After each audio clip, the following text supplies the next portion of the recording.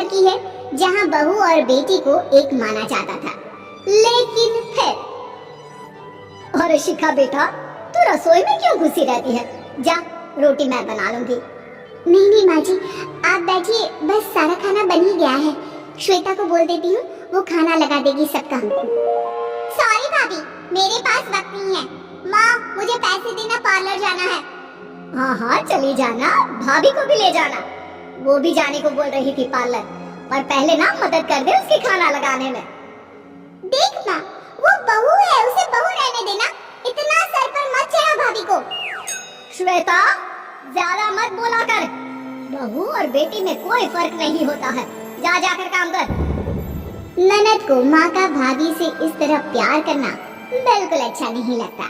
वो बार बार किसी न किसी तरह माँ को भाभी के खिलाफ भड़काती रहती, लेकिन कोई फायदा ना होता। एक रोज, अरे बेटे किशन, जा बहू को कहीं घुमा कर ला। सारा दिन घर में काम करती रहती है। हाँ माँ, हम लोग जा रहे हैं ना गोवा। अच्छा जी, भाभी ने तो हमें बताया भी नहीं। वैसे तो सारी पंचायत करती है, ये गोवा वाली बात क्यों छुपा गई हमसे? अरे क्योंकि उसे खुद नहीं पता था बहन। मुझे टिकट सस्ती मिल रही थी तो मैंने बुक कर दिया। हाँ शिखा, पैकिंग कर ले, संडे हम जा रहे हैं गोवा। दोपहर में शिखा पैकिंग कर रही थी कि सास आ जाती है। ये क्या बहू, साड़ियाँ? अरे गोवा जा रही है घूमने या फिर शादी में मायके हैं? माँ जी, ऐसा कुछ है ही नहीं, समझ में नहीं आ रहा क्या रखूं कपड़े में। अरे तेरी और श्वेता की साइज तो एक ही है, उसके कुछ मॉडर्न कपड़े ले ले, आकर लौटा देना। हाँ माँ जी, ये ठीक रहेगा। शिखा श्वेता के पास जाती है और उससे कपड़े मांगती है। ना जी ना, मैं अपने कपड़े ना दूं, वैसे भी फैल जाएंगे मेरे कपड़े, बहुत महंगे वाले हैं। शिखा मुंह लटकाकर कमरे में आ जाती है तो सास कहती है, चल तैयार हो जा, तुझे मैं शॉपिंग करा कर लाती हूँ गोवा की। बस फिर क्या था, सास बहू निकल जाते हैं मार्केट और एक से बढ़कर एक ड्रेस खरीद कर घर आते हैं। पहले बता देती कि नए कपड़े दिलाने वाली है भाभी को, तो मैं अपने ही दे देती ना भाभी को, मुझे दिला देती नए कपड़े। देख श्वेता, परिवार का मतलब सबके साथ रहना होता है, ना कि सिर्फ अपना सोचना। वैसे भी तुझे अच्छे संस्कार सीखने चाहिए। और रही बात कपड़ों की, तो शिखा, आज से घर पर भी तू मॉडर्न कपड़े ही पहनेगी। कोई जरूरत नहीं है ये साड़ी वाड़ी लपेटने की। अब क्या था, घर पर श्वेता और शिखा एक जैसे रहते। एक बार पड़ोसन आती है। अरे बेटा, अपनी माँ को तो बुलाना, जरा बात करनी है। शिखा सास को बताती है और रसोई में चली जाती है। ये आपकी बेटी बहुत बड़ी हो गई है, इसके लिए एक रिश्ता है, कहो तो बता दो। ये बेटी नहीं बहू है, घर में सब एक जैसा ही रहता है। वैसे मेरी बेटी भी बड़ी हो गई है, कोई रिश्ता हो तो जरूर बताना। पड़ोसन रिश्ता लेकर उन लोगों के घर आती है। तब श्वेता की होने वाली सास कहती है, तो ये घर है, कितने मंजिल का है? और ये बहू ने आपकी क्या पहन रखा है, जीन्स टॉप? अरे भाई, साड़ी वाड़ी नहीं है क्या इसके पास?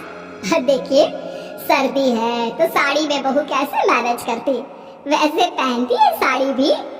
देखिए, हम लोग ठहरे पैसे वाले लोग, कोई कमी नहीं है हम लोगों के पास पैसों की, बहुत पैसे हैं, जमीन, नौकर, चाकर, कार, सब कुछ है, लेकिन घर में संस्कारी बहू चाहिए।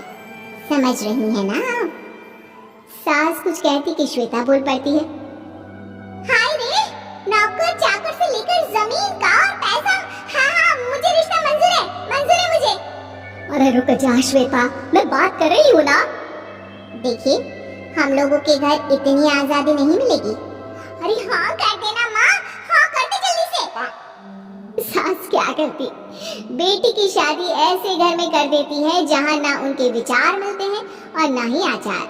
शादी के बाद एक रोज फोन पर, श्वेता बेटा, एक बार घर आ जा, बहुत दिल करता है तुझे देखने का। माँ वो घर पर बहुत काम होता है, कैसे आऊँ? बड़ा घर है लेकिन आने जाने वालों की लाइन ही लगी रहती है। बेटा मैं तो जानती थी उस घर का हाल, लेकिन तू ही नहीं मान रही थी। माँ देख, हर घर का यही हाल है। तेरी बेटी को यहाँ घूंघट हटाने की परमिशन नहीं है और एक तरफ भाभी स्कर्ट पहनकर घूम रही है। बेटा मुझे क्या पता था कि मेरी बेटी को ससुराल के नाम पर पिंजरा मिल जाएगा। अच्छा माँ, फोन रखती हूँ, सास को गर्मा गर्म रोटी खिलानी है। तुम लोगों की तरह नहीं कि एक रोटी बनाओ, एक सब्जी बनाओ, फिर सारा दिन फ्री होकर घूमो। सास फोन तो रख देती है, लेकिन सोच में पड़ जाती है कि एक तरफ बेटी जिसे कोई आजादी नहीं, वहीं दूसरी तरफ बहू जिसे देखकर लगता ही नहीं कि उसकी शादी भी हुई है। अगले रोज। शिखा, अरे ओ शिखा। हाँ माँ, क्या हुआ? कुछ चाहिए आपको? मैं जिम जा रही थी। जिम के कपड़ों में बहू को देखकर सास को घूंघट में अपनी बेटी का ख्याल आता है। देख बहू, घर में बहू की तरह रहा कर। इतने टाइट कपड़े पहनकर जिम जाना पसंद नहीं मुझे। जा जाकर रोटी बना। रोटी? माँ अभी तो शाम के 6 बजे हैं, इस वक्त रोटी? अब क्या मेरे खाने पीने पर भी पहरा है? अरे जब मर्जी तब मैं अपने घर में खा भी नहीं सकती क्या? बहू को अजीब लगता है। वो समझ नहीं पाती कि जो सास कल तक इतनी सपोर्टिव थी, उन्हें अचानक से क्या हो गया। वो किचन में जाती है, गरम रोटी के साथ 2 तरह की सब्जी, रायता, सलाद सब लेकर सास के पास आती है। माँ जी, खाना। इतना सारा खाना? राक्षस समझा है क्या मुझे? रोटी मांगी थी मैंने गर्मा गरम बस। पर माँ जी, रोटी खाती किससे आप? सब्जी तो बनानी थी ना। अरे भूख मर गई मेरी तेरी बहस से। जा जाकर काम कर अंदर, पूरी रसोई साफ कर। बहू अंदर चली जाती है। थोड़ी देर में श्वेता घर आती है। अरे शिखा, जल्दी से चाय ला, पकवान बना, मेरी बेटी आई है। अरे नहीं नहीं माँ, ड्राइवर बाहर खड़ा है। मैं तो घर का कोई सामान खरीदने के बहाने यहाँ आ गई हूँ, मुझे जाना होगा।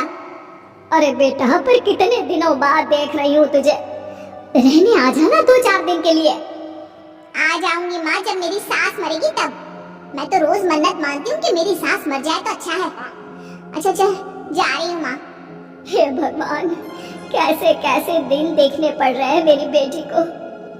सास अंदर जाती है, जहाँ श्वेता की जिम वाली सहेली का फोन आया होता है।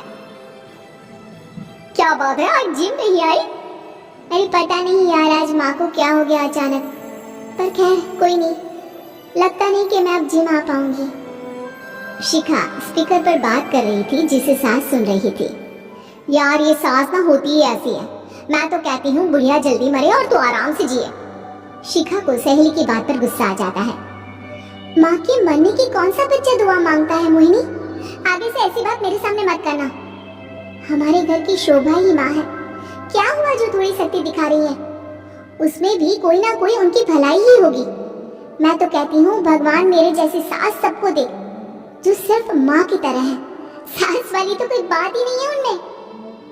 सास ये बात सुन रही थी।